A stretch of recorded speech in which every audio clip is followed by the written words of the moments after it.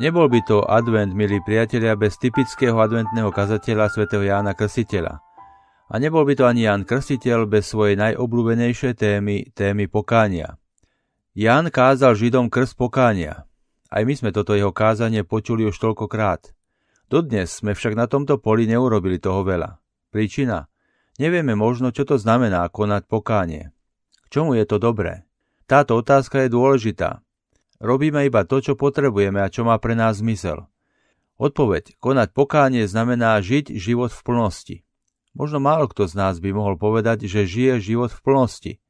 Svedčia o tom spovednice, linky dôvery, návštevy psychológov a psychiatrov. Prežívame veci, ktoré nás oberajú o vnútorný pokoj a radosť. A tak často zatúžime žiť život bez vnútorných a vonkajších napätí a konfliktov. A správne, ak máme takéto túžby, túžime po živote v plnosti. Ako ho však dosiahnuť? My nie sme iní, ako boli súčasníci Jána Krstiteľa. K Jánovi prichádzali ľudia zo všetkých strán, z Judska a z Jeruzalema. Boli to ľudia, ktorí prežívali v sebe túžbu žiť život v plnosti. Aj oni, podobne ako my, prežívali množstvo vnútorných napätí, ktoré ich kvárili a ťažili, a teda hľadali ich riešenie. Problémov, ktoré mali, bolo veľa.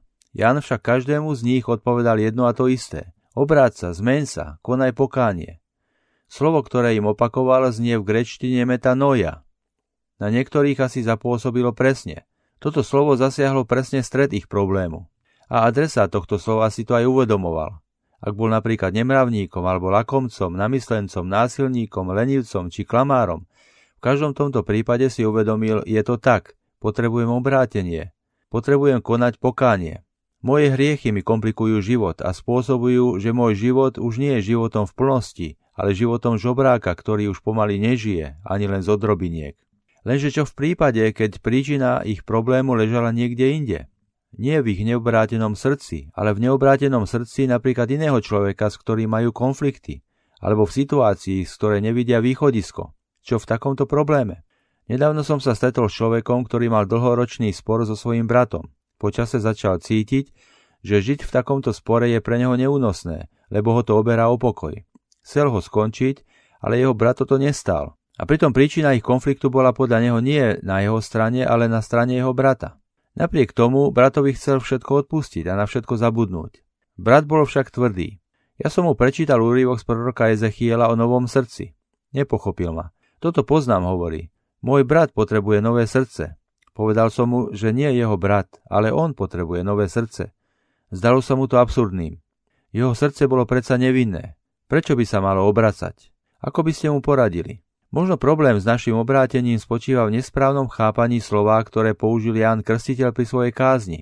Obrátenie, po grécky metanoia, neznamená len morálnu zmenu. Znamená o mnoho viac. Znamená zmenu pohľadu človeka alebo spôsobu myslenia, zmenu zmýšľania. Pre niektorých ľudí východiskom z problémov je konať pokánie za svoje hriechy. Pre iných je to zmena zmýšľania, nový uhol pohľadu na to, čo sa v ich živote odohráva. Zmeň svoje zmýšľanie, zmeň svoje srdce, zmeň svoj pohľad. S takýmto novým pohľadom nie je možné, aby si neprežíval život v plnosti. Ak by napríklad spomínaný pán, ktorý má problém so svojím bratom, zmenil svoje srdce, jednak by sa dokázal zrieknúť vecí, ktoré sú predmetom ich sporu, a tiež by si vedel nájsť spôsoby, ako sa v tejto situácii nezlomiť, ale naopak rásť. S takýmto novým pohľadom bude potom možné žiť napríklad v manželstve so sebcom, alebo mať na pracovisku šéfa narcistu, alebo byť chorý na ťažkú chorobu a pri tom všetkom sa nerozložiť. Na tejto myšlienke sa vyvinula aj jedna z najúspešnejších psychoterapeutických metód, ktorú poznáme pod názvom logoterapia. Jej autorom je profesor Viedenskej univerzity Viktor Frankl. Frankl túto svoju metódu nevyvinul za pracovným stolom, ale v koncentračnom tábore, kde sa ako Žid počas druhej svetovej vojny ocitol. V rozličných koncentračných táboroch mu zahynuli takmer všetci členovia jeho rodiny. Ostala mu len jedna sestra. Hovorí, že keď bol teda v tom koncentráku a keď si uvedomoval hrôzostrašnosť celej tej situácie, v ktorej sa nachádzal, bolo mu na umretie. Bolo to peklo. Mnohí ľudia sa pod vplyvom toho, čo zažívali, lámali. Frankl začal premýšľať nad tým, ako sa nezlomiť. Hovorí si, ak moje telo zabijú, nevadí, môjho ducha však zabiť nemôžu. A začal si uvedomovať silu, ktorú mal v svojom vnútri, sílu hľadať vo všetkom zmysel. A toto ho zachránilo. Keď neskôr vyšiel z koncentráku, metódu, ktorú tam objavil, začal ešte viac rozvíjať a učiť jej svojich žiakov.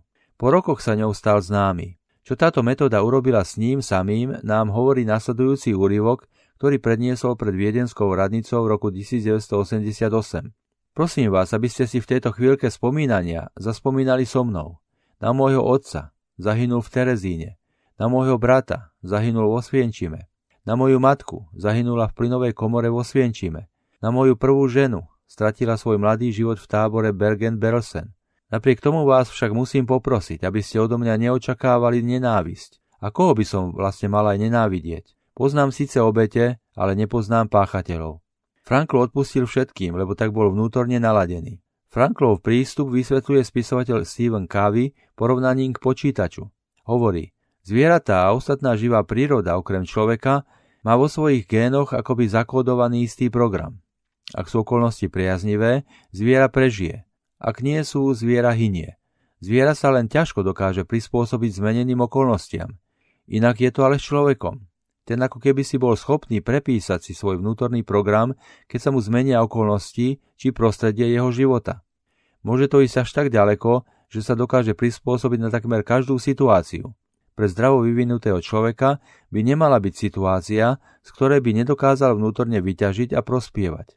Frankl však nie je v skutočnosti vynálezcom metódy logoterapie, teda hľadania zmyslu. On snáď iba vedecky a inými slovami sformuloval to, čo už kedysi dávno pred ním kázal Ján Krstiteľ, praktizoval Ježiš Kristus a po ňom, podľa jeho vzoru a s jeho pomocou, aj ostatné veľké osobnosti evanjelia. A čo my, brat, sestra? Kde by sme my potrebovali metanoju? V pokání od hriechu alebo v zmene pohľadu na vec, ktorá nám bráni žiť život v plnosti? Milí priatelia, želám vám požehnanú druhú adventnú nedeľu.